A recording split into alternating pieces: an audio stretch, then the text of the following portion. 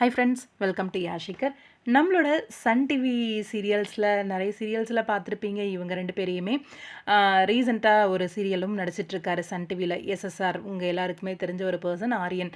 அதே மாதிரி அவரோட மனைவி ஸ்ருத்திகா, இவங்க ரெண்டு பேரும் ப்ரெக்னெண்ட்டாக இருக்கிறதா ரீசெண்டாக வந்து அனௌன்ஸ்மெண்ட்டும் கொடுத்துருந்தாங்க. அந்த ஒரு பதிவும் உங்களுக்கு ஞாபகம் இருக்கும்னு நினைக்கிறேன்.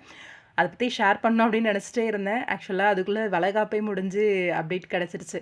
எஸ், ரீசெண்டாக அவங்களோட வளைகாப்பு வந்து ரொம்பவே சிறப்பாக விமர்சையாக நடந்திருக்கு.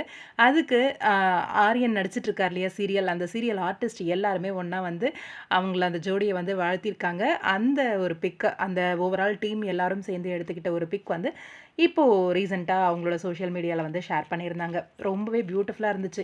இன்றைக்கி வளைகாப்பு அப்படின்ற இன்ஃபர்மேஷன் தெரியும், ஆனால் ஒரு பிக் கூட கிடைக்கலையே அப்படின்ற மாதிரி யோசிச்சுட்டு இருந்தேன். ஃபைனலாக வாழ்த்து தெரிவித்து ஒரு பிக் வந்து போஸ்ட் பண்ணியிருக்காங்க. என்னென்னா, ஒரு யூடியூப் சேனல் வந்து இவங்களோட வளைகாப்பு ஃபங்க்ஷனை வந்து டெலிகாஸ்ட் பண்ணிகிட்டு இருக்காங்க போல இருக்குது, லைவ் மாதிரி. அதனால் யாருக்குமே வந்து ஷேர் பண்ணல. அந்த பிக்ஸு அப்டேட்ஸு எதுவுமே வெளியில் கிடைக்காமையே வச்சுட்டு இருந்தாங்க.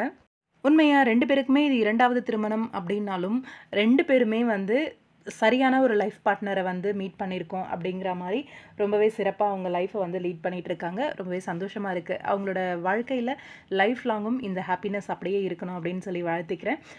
வாழ்த்துக்கள் ரெண்டு பேருக்குமே உங்களோட ப்ரெக்னன்சிக்கு.